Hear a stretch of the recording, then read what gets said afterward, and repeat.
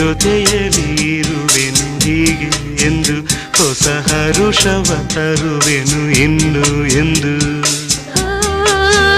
ಎಂಥ ಮಾತಾಡಿದೆ ಎಂದು ನೀ, ಎಂಥ ಮಾತಾಡಿದೆ ನನ್ನ ಮನಸ್ಸಿನ ಭಾವನೆ ನೀನೇ ಹೇಳಿದೆ. ಜೊತೆಯಲ್ಲಿ ಜೊತೆ